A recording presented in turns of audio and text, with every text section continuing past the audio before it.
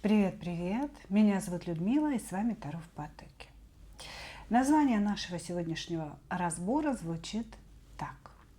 Что он чувствует, что он думает и что скрывает? Наш сегодняшний разбор будет на 3 позиции. Пожалуйста, загадывайте ваших мужчин. И начнем мы, конечно же, с сигнификации. Чтобы вы узнали, да, ваш, не ваш, сигнифицировать буду мужчину конкретно. Характеристика его, собственно, тоже вам не помешает, да, немножечко. Дальше, после сигнификации, если узнали, смотрим, чего он там чувствует к вам, что он вообще о вас думает и что он скрывает от вас. Вот, скажем так, в едином контексте все это разберем. Начинаем. Двоечки, троечки идут в ожидании. Начинаем с единичек. Какой-то драчун пришел к нам. Угу. Грустный драчун. Ой, Господи. Все пропало. Блин, я такой классный, как жалко, что никто не знает. Значит, что из себя представляет мужчина? Мужчина крайне незрелый. Крайне незрелый человек, который остался в образе маленького мальчика, которому все должны. Да, вот как раньше он думал, что ему мама должна, папа должен, так и до сих пор ему люди, вот все окружающие, они ему должны. Вот, значит, у человека есть долги, есть очень серьезные финансовые проблемы. И вообще, когда перевернутая башня, перевернутая пятерка пентаклей, как-то сразу, знаете, в сигнификации начинают выходить, это всегда настораживает. Да? Это говорит о том, что человек несет с собой очень серьезные разрушения. Быть может, вы за собой заметили, что как только он появился в вашей жизни, да, у вас стали уходить деньги, у вас, может быть, появились какие-то задолженности, да, ни с того ни с сего. Вот, то есть возникли какие-то проблемы именно в финансовой сфере, потому что этот человек несет с собой разрушения именно в этой сфере. Вот, значит, у него самого не получается заработать в течение жизни. Но это не значит, что он там вообще не работает, да, но не идут к нему те деньги, которых он бы хотел. Может быть, он хотел бы иметь дорогую машину, или дорогую квартиру, или большой дом, но он не может, вот он как ни пытается, не может на это заработать. И обвиняет в своих неудачах людей, которые могут заработать. Понимаете, то есть здесь идет такая ненависть к состоятельным людям. Человек, который, видя женщину на хорошей машине, конечно же, говорит, чем она это заработала, не умом. Вот. Видя, допустим, мужчину, который, я не знаю, там, летит бизнес-классом или выходит из шикарного дома, да, то это однозначно какой-то бандит, это однозначно там какой-то всех людей ободрал, всех обворовал и так далее. Вот, то есть здесь идет такое, вы знаете, такое отношение к людям, что не может быть такого, что люди что-то имеют, заработав это честным путем. Да, то есть бесчестный путь здесь для него обязателен. Почему? Потому что у него самого заработать честным путем не получилось. Да? То есть он считает, что я работаю честно, но вот у меня не получилось, значит, у всех, у кого получилось, все это получилось нечестно. В общем, так вот, запутано все. Окей, значит, этот мужчина, тем не менее, считает себя достойным самой лучшей женщины во Вселенной. То есть он считает, что его женщина должна быть самой красивой, самой умной, самой успешной и императрицей во всей своей красе. И хочется ему, конечно же, этой императрицей управлять. Понимаете? Не дать что-то императрице, да не хрен ему давать. Ты перевернутая башня и пятерка пентаклей. Блокирующая карта, ёкарный бабай, ничего не может дать женщине. Вообще ничего не может дать. Но хочется именно императрицу. И хочется управлять императрицей. подчинять ее своим желаниям, вот в чем бы они ни заключались, да. Может быть, разговор идет о сексуальных желаниях, может быть, разговор идет о том, чтобы императрица ему деньги зарабатывала, может быть, чтобы родила детей. Вот. Но здесь идут какие-то повышенные требования к некой гипотетической императрице, которую он себе хочет, вот, и желание ею владеть и манипулировать.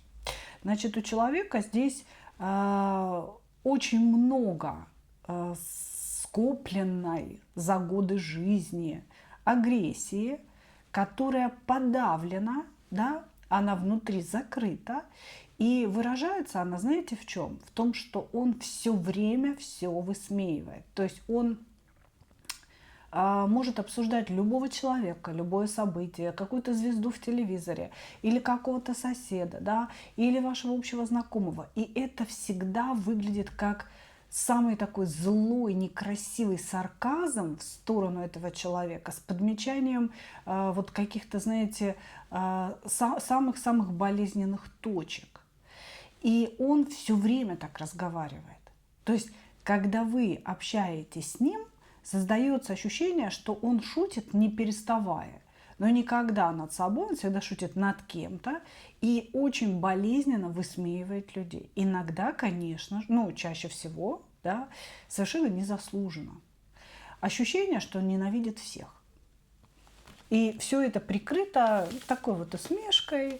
Человек все время с улыбкой на лице, такой, типа, да, это же просто была шутка, ну что ты. Шутки у него в сторону женщин всегда ниже пояса, да, это какие-то письки, сиськи и так далее. Вот. И он очень скор на расправу, да, то есть он моментально вспыхивает, если что-то не по его пошло в разговоре, в беседе, и может влезть в драку. С таким человеком просто небезопасно ходить на какие-то вечеринки, где есть алкоголь, например, да, или на какие-то собрания, где нужно там отстаивать свою точку зрения. Он обязательно доведет дело до физической драки. Для него проще вот эту задавленную агрессию в себе, да, выразить в некой драке, чем что-то объяснить словами. Вот он или высмеивает, усмехается, да, саркастично в сторону других людей, или сразу дерется. Ух, хорошо. Давайте его чувства к вам. Что он чувствует? Его чувства к вам. Сейчас, говорит, нет общения, но вы действительно очень эффектная, та самая, знаете, такая полноценная императрица, которую бы он хотел иметь. Он просто, понимаете, вот в позиции собственной женщины держит некий идеальный образ. Вот если у меня будет постоянная женщина, или там я женюсь, допустим, то это должна быть настоящая императрица, ресурсная, красивая, умная, сексуальная, вот все при ней.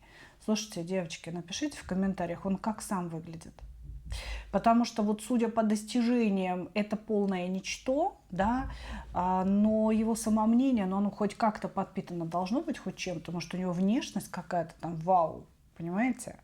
Вот, потому что он себе ищет вот прям женщину в стиле вау. Вы попадаете под эти критерии. Попадаете такая, да, но что-то вот общения сейчас никакого нет. Вот. Значит, что он говорит? Он говорит о том, что первоначально от вас у него снесло крышу, но он не мог вам этого выразить. То есть он скрывал от вас какое-то вот свое влечение в вашу сторону. Значит, скрывал, и что-то он надеялся на то, что вы в него влюбитесь. Но я не знаю, чем там надеялся, как бы, что он делал. Вот. Здесь вообще человек мог даже флиртовать при вас с кем-то другим, дабы задеть ваше эго, может быть, да, чтобы вы как-то проявили свою симпатию к нему.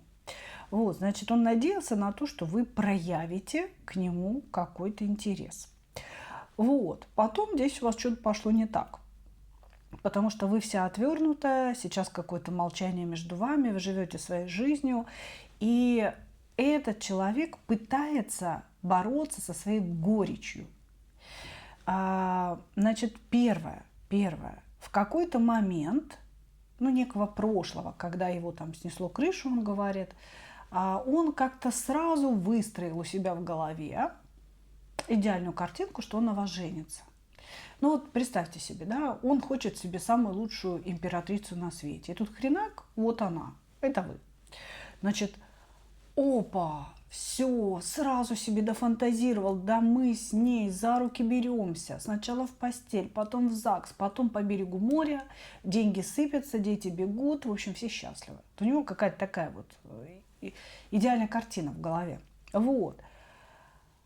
А вы стали выпендриваться, как он говорит. То есть вы что-то там как-то, что-то вот не захотели. И поэтому сейчас он как бы борется с горечью отказа, или с горечью утраты, или с горечью того, что ну вот и не все коту масленица, ну не так все будет, как ему хотелось бы. Понимаете? То есть вот он сейчас внутренне ощущает первое и влечение к вам, безусловное, да, и помнит еще о каких-то своих мечтах, о браке, о семейных узах с вами, осознает, что вы очень классная, что вы очень, ну, вот вся такая ресурсная, действительно та самая императрица, да, и в то же время бесится на вас за то, что ничего не получилось. Вот такая гамма чувств у человека. Любит ли он вас? Нет, конечно, он вас не любит. Этот человек любит себя. Он только себя любит. Он ищет, куда ему пристроиться, как ему выгодно устроить свою жизнь, чтобы не надо было думать о деньгах, чтобы можно было гордиться своей женщиной. Он любит здесь только себя. Поэтому чувства у него здесь, они из разряда страсти, притяжения, и даже вот это притяжение и страсть, да, он старается подавить, не показать, потому что вот как-то вы его унизили, как-то вы не поддались, не показали ему, что он здесь король солнца, понимаете? Хорошо, вот такие чувства, мысли. Так, ладно, мысли сейчас на той, а на этой я лучше посмотрю, что он там скрывает от нас с вами.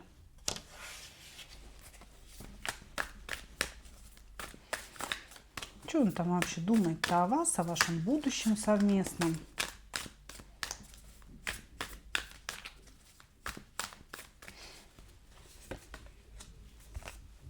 Что думает? Императрица.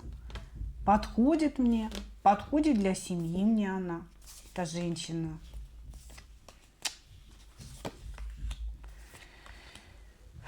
Знаете, вот как-то здесь очень, очень странные вот такие мысли у человека. Вы-то ему подходите, да, но он вам по перевернутому колесничему как-то вряд ли.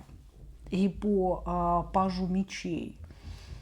Очень злой мужик, злится постоянно на все. Не получается у него ничего.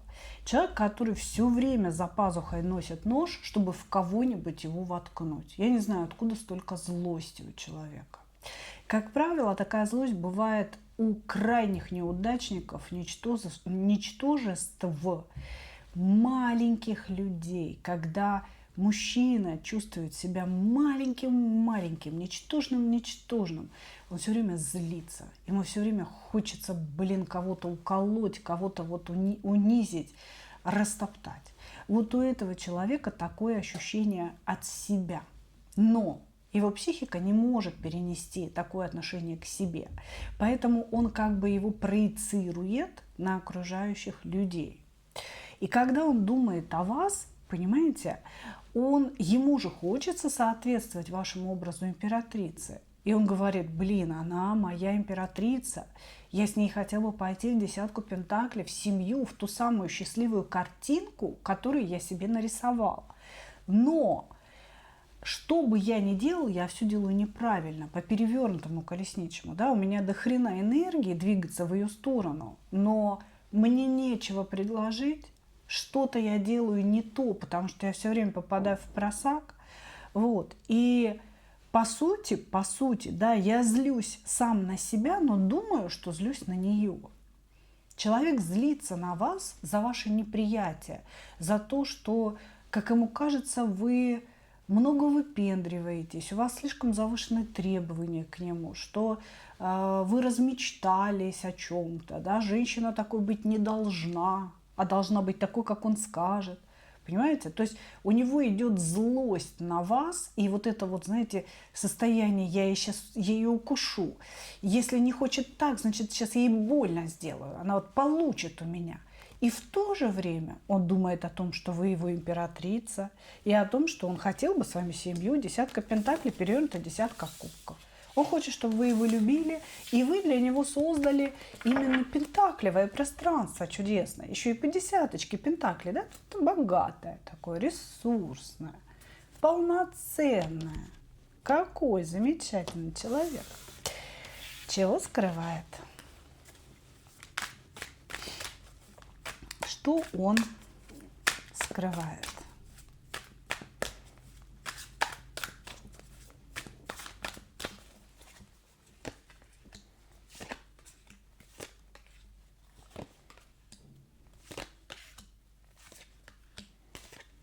Он скрывает, что он вообще не умеет любить. Что вся его любовь, он любил многих женщин в своей жизни, и он всегда думал о том, что он их реально любил. Ну, не прям там 80 человек, ну, может быть, там 4, 5, 3, да, допустим, и вас вот в том числе. Он говорит о том, что как будто бы женщины очень неблагодарны, и они все время неадекватно и неправильно с его точки зрения реагируют на его любовь. Как он считает, он полностью открывается, он полностью отдается в этих отношениях, и вот прям эмоции льются через край, какие-то, вот как он говорит, действия. Я все делаю для своих женщин, я все делаю для них.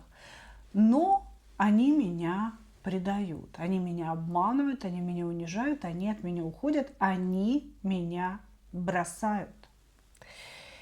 Вот. И скрывает он свою неспособность любить. Понимаете? Потому что у него пустота внутри у этого человека.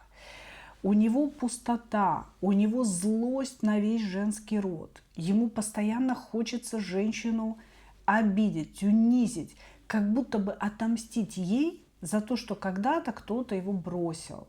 Понимаете? Ему хочется женщиной управлять, подчинить ее своей власти.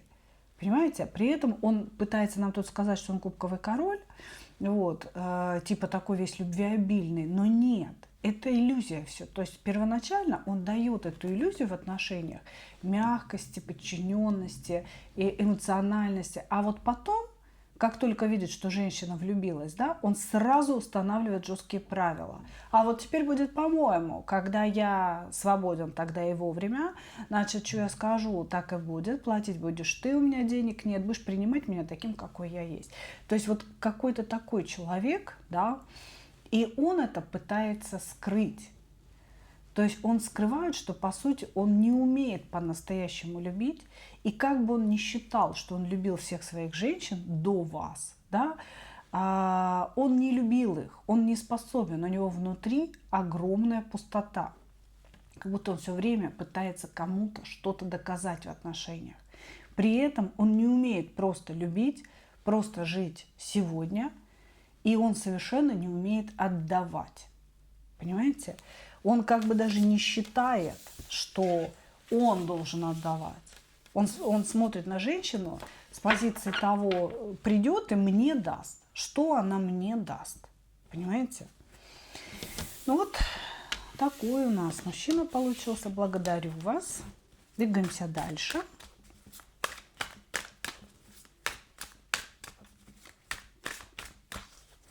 Двоечки, ну замечательно. Семерочка мечей на характеристику. Давненько мы альфонсов и мошенников не смотрели, да? Что это такое у нас?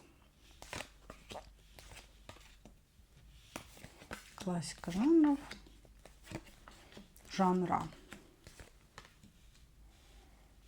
Человек, роль, актер больших и малых театров.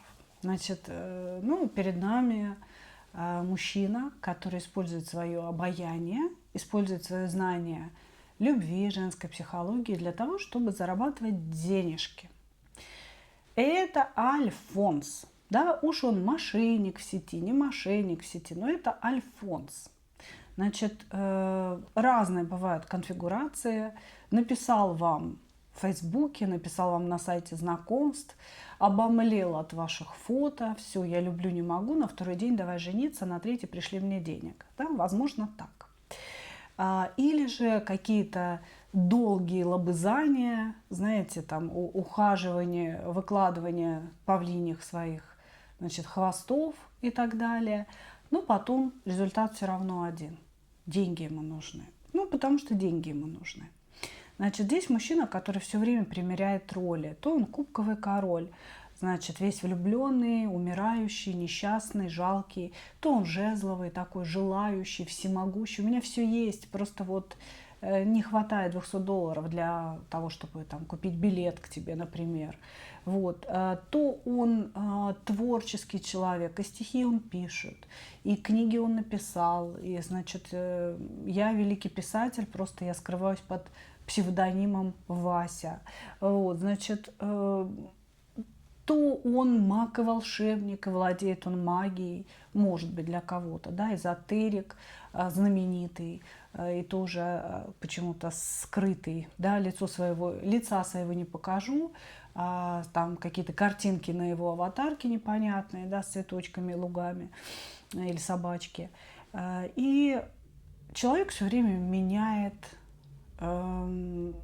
портреты, назовем это так. Вполне даже возможно, что вы с этим человеком одним и тем же общались уже несколько раз, как с разными людьми. То есть если это общение в интернете, то, может быть, вам то один написал, вы познакомились, общались, да, он потом исчез после того, как вы ему тысячоночку долларей закинули. Значит, второй появился, откуда ни возьмись, почти такая же история, третий, а это все один и тот же, потому что он меняет лица. Это человек с множеством лиц.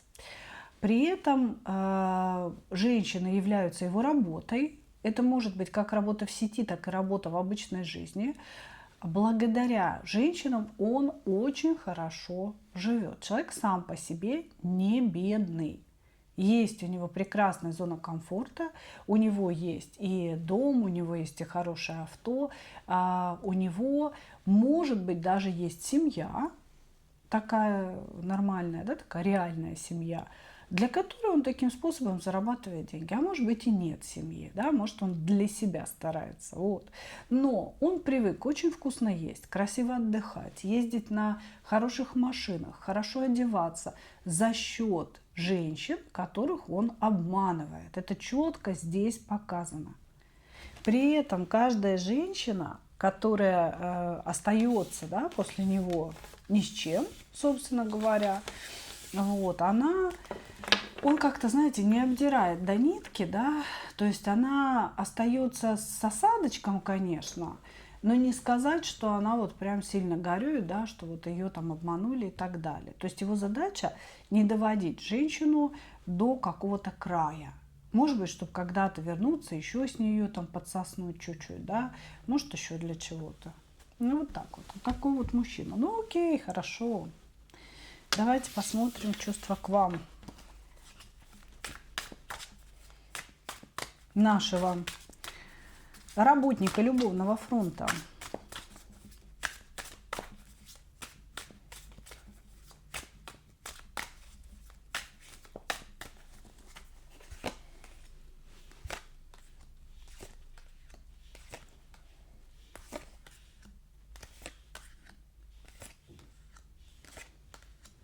Угу. Это что сейчас идет какая-то какая игра очередная или что?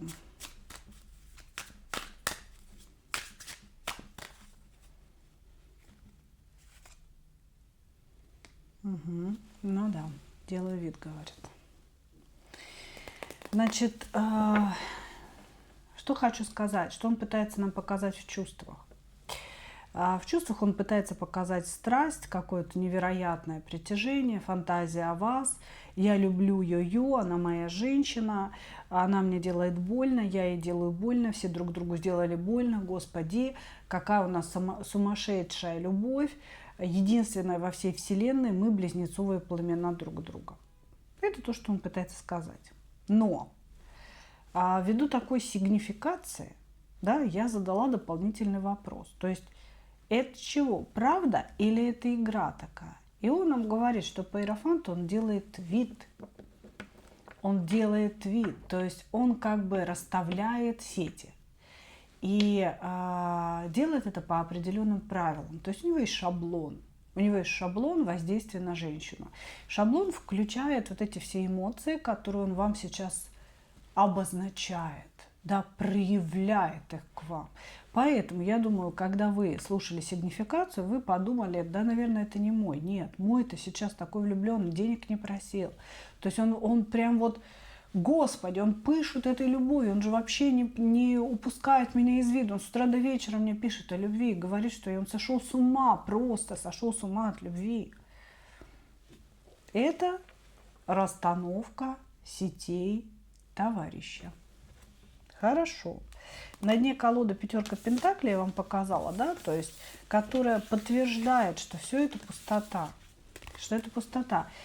Чувство, которое он демонстрирует и даже попытался нам здесь на картах выложить, это не настоящее чувство.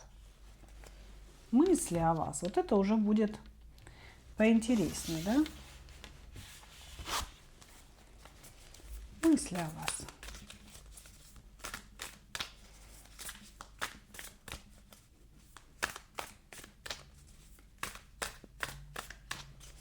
Мысли о вас.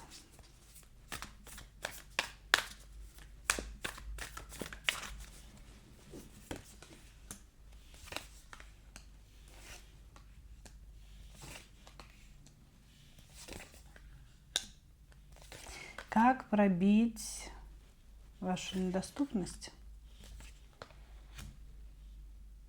Хочет сейчас дать вам возможность победить в чем-то, для того, чтобы пробить вашу недоступность. Он говорит, что вы для него сейчас недоступны, хотя как бы он ни пытался проявить свою любовь по дьяволу, то есть он сейчас всячески показывает любовь к вам. Да? И что бы он ни делал, что-то вы, блин, хитрее, чем он думал, оказались. Вот. И он такой говорит, между нами никак ничего не начнется период зарабатывания бабла. То есть вы ему то ли не даете сблизиться с ним, то ли он понимает, что вы ему денег не дадите. И он такой, блин, работать или не работать, делать или не делать. Да вообще я вот ради чего это все буду делать. Вот, то есть здесь идет мысль такая, лечь под вас, позволить вам стать госпожой, позволить вам манипулировать собой, управлять собой. То есть он вот прям будет подстраиваться под вас и говорить все, что скажешь. Я люблю тебя, только ответь на мое сообщение. Только разреши мне, может быть, приехать, разреши позвонить, давай увидимся по видео, давай увидимся воочию. То есть человек будет говорить, мне нужна только ты, никаких денег, ничего, я вообще не хочу думать о будущем. Ты, только ты. Короче, вот это все он будет вам петь. Это в его мыслях, это план. Вот. Для чего? Для того, чтобы сломить ваше сопротивление. Вы закрылись, вы проявили недоверие, вы огородились каким-то забором, да, собственным. И он будет применять одну из техник, да, как раз-таки лечь под женщину для того, чтобы добиться своих целей. Окей. Что скрывает? Мы уже поняли, что ты скрываешь-то. Ну ладно, посмотрим.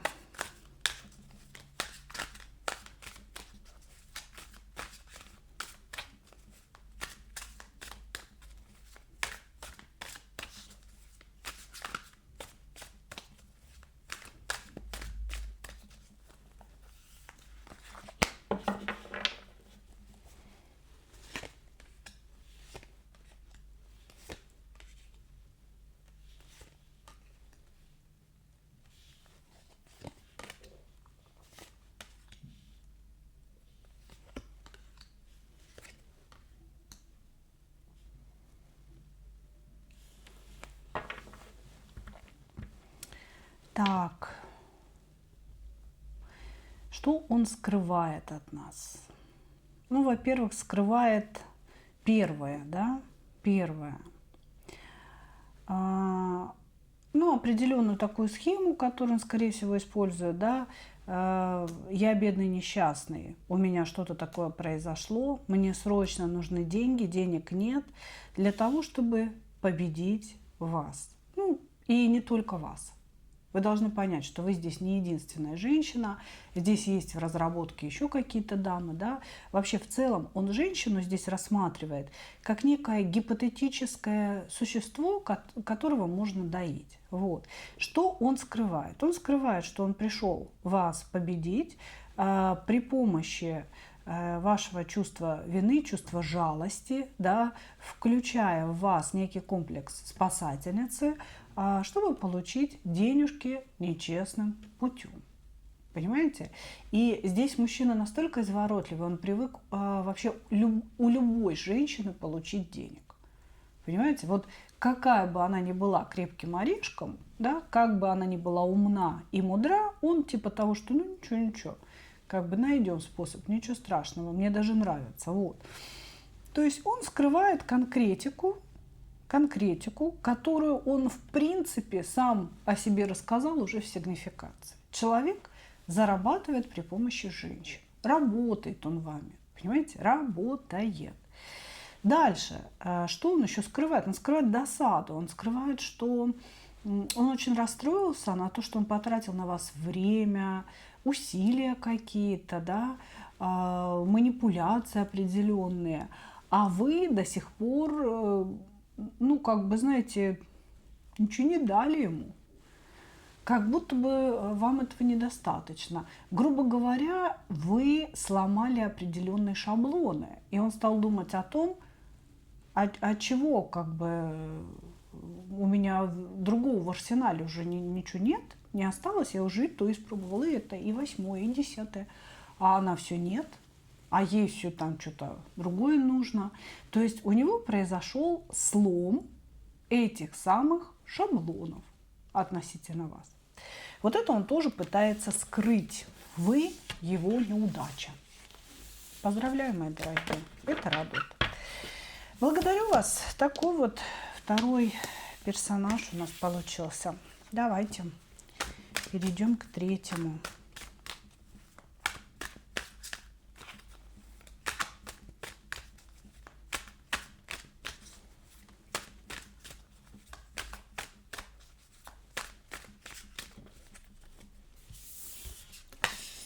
Третий человек. Отлично. Вообще говорить с нами не хочет, но хотя бы чувства есть. Кто таков? Ой, бог ты мой, жезловый король. Ну, это он нам показывает сигнификацию, что между вами на самом деле, да, потому что ситуативные карты пошли. Значит, здесь жезловый король и император, женатый мужчина, и вы, скорее всего, ему не жена, но можете быть и женой. Можете быть и женой. Если вы жена, то здесь кто-то от кого-то ушел из дома. А если вы не жена, все равно то же самое произошло. Вот, значит, мужчина жезловый король, мужчина император, мужчина при деньгах, при должности, реализованный, ну такой, знаете, классный. Классный, все при нем, да, при нем. Умный, эффектный, очень интересно с ним побеседовать, очень много мыслей у него в голове присутствует, не дурак. Вот совершенно не дурак. Но сам о себе он думает, что он хотел бы в этой жизни добиться чего-то гораздо большего, чем он имеет. Да? То есть у него есть амбиции двигаться куда-то еще, двигаться далее, двигаться дальше.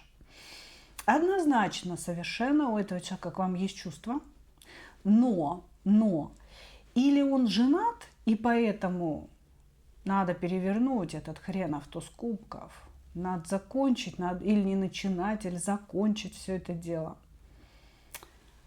Или если вы все-таки жена, да, у него есть ощущение той самой десятки мечей, да, что вот что-то сейчас развалилось, очень важное, и как бы мне это все удержать. Здесь на самом деле вся сигнификация у вас.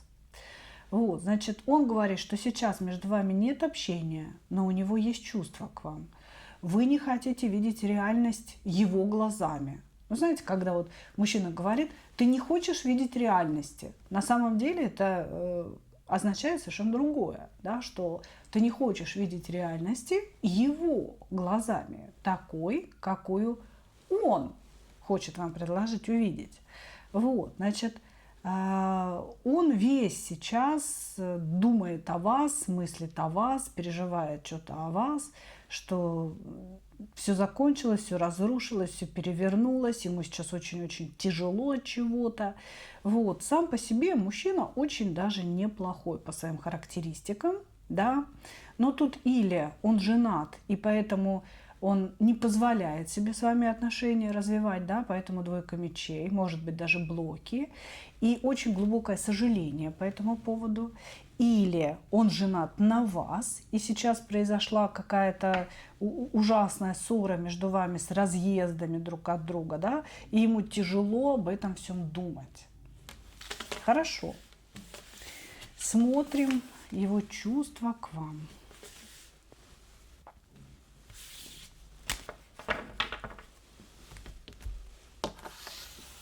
Его чувства к вам.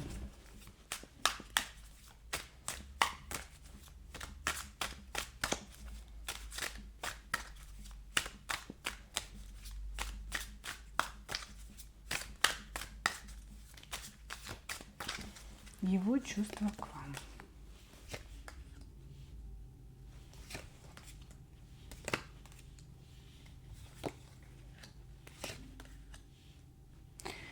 Люблю, но все плохо. Так вот эти чувства я бы охарактеризовала. Люблю, но между нами препятствия. Люблю, но все плохо. Тянет до безумия, но она находится на расстоянии. Скучаю, думаю, она уперлась рогами. Все, короче говоря, здесь уперлись. Очень боится, что ваше расставание и расстояние как бы сделает вас чужими людьми. Вот. Есть здесь чувства, но все эти чувства идут через призму боли. Больно ему. Он вас обидел. Вот кто бы вы ни были, жена или любимая, да, женщина. Вы любимая женщина, это в любом случае, да, просто для кого-то срезонирует вы любимая жена, а для кого-то срезонирует вы любимая любовница. Да? Значит, он знает, что он вас обидел, что присутствовал момент третьего фактора, и это было несправедливо относительно вас. С его стороны третий фактор. Да? Или он женат, да, и несправедливо вовлек вас в эти отношения. Или вы жена, и он тоже несправедливо вовлек вас в треугольник. Вот. Короче говоря, переживает. Переживает, что обидел вас, переживает, что любит, что вы лучшее, что у него было в этой жизни, но сейчас между вами какое-то расстояние, какое-то ваше упрямство, вы встали в некую позу, не хотите общаться, не хотите принимать его точку зрения, а его все больше и больше тянет к вам. А он говорит, время идет, расстояние увеличивается, ну, такое же эмоциональное расстояние, да, и он очень боится, что это время и расстояние сделает вас полностью чужими людьми. Ну, очень похоже на семейную пару, если честно, действительно, когда люди из-за чего-то сильно поругались, мужчине пришлось уехать, да, жена выгнала, ну, к примеру, или жена там с чемоданами ушла. Вот, и вот он на расстоянии переживает, что каждый день, да, идет ему не в плюс, а в минус. Каждый день разлуки в этих отношениях. Конечно же, есть эмоции, любит здесь человек. Очень такое страстное желание в вашу сторону, желание вас увидеть, вот как-то прикоснуться, пообщаться и так далее. Так, хорошо, хорошо. Мысли о вас.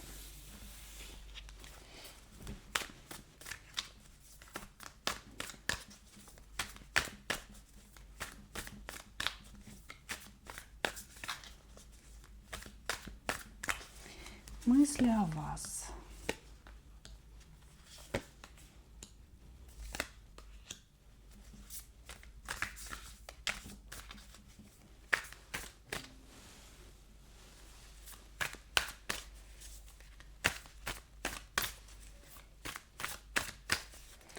Мысли о вас.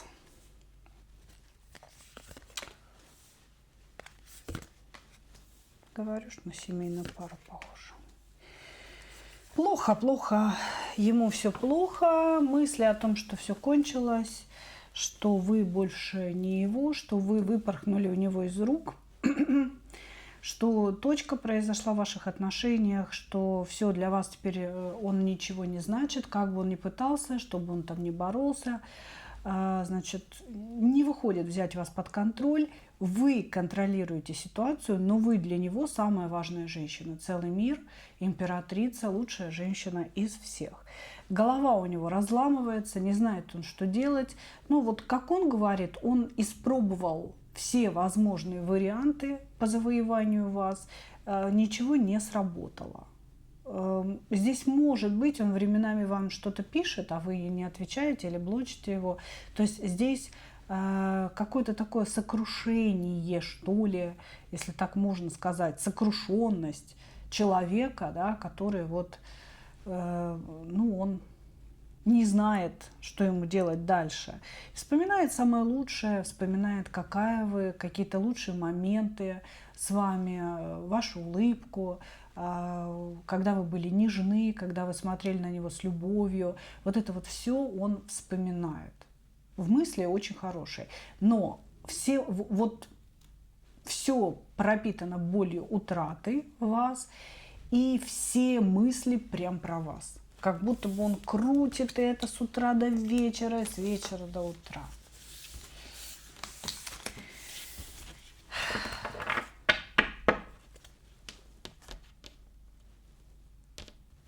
Что же он скрывает, да? Что же он скрывает от нас?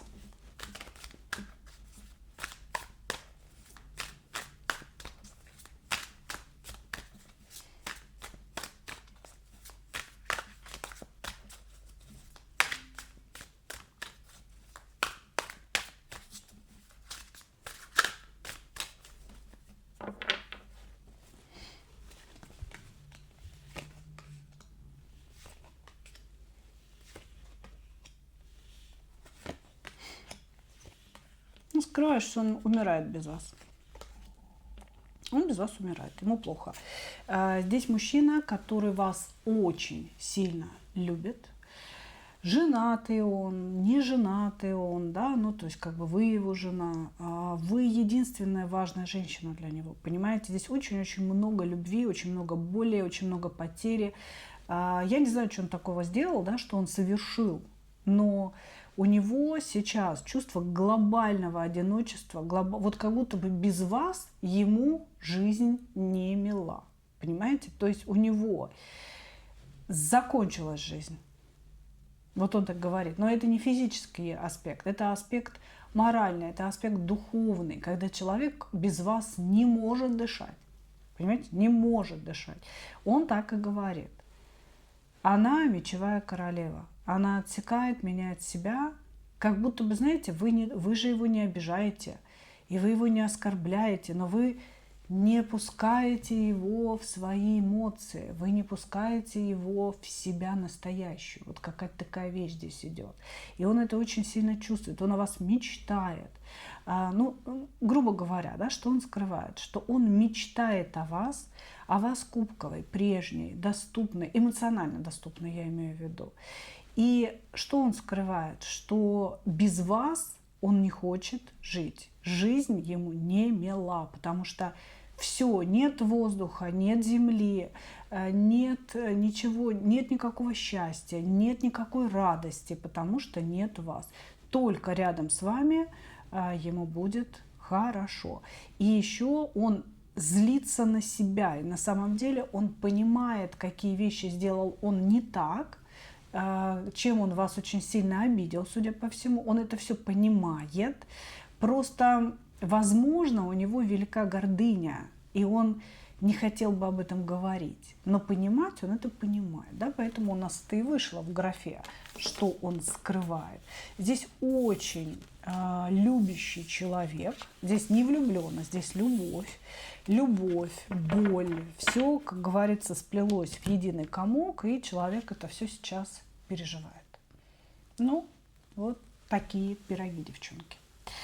Благодарю вас, мои дорогие. Такой получился у нас расклад. Надеюсь, что вы услышали свои ответы.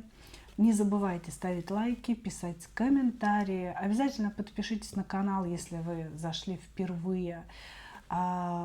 Напомню о том, что комментарии пишутся не только для таролога, не только для продвижения канала. Я читаю из потока, я читаю не по значениям карт, я читаю информацию из потока.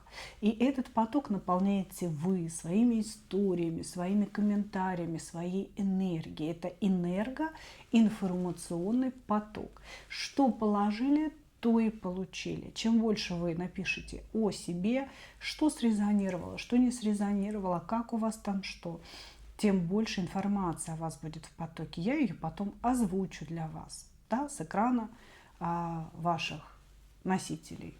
Вот. Благодарю вас еще раз. И, как обычно, хочу пожелать вам только одного: встретить свою настоящую любовь и не потерять в ней себя. Ну а мы с вами увидимся уже завтра на новом канале Людмила Шпакова в потоке. Если еще не подписаны, подпишитесь, пожалуйста, перейдя по ссылочке под этим видео. Пока-пока.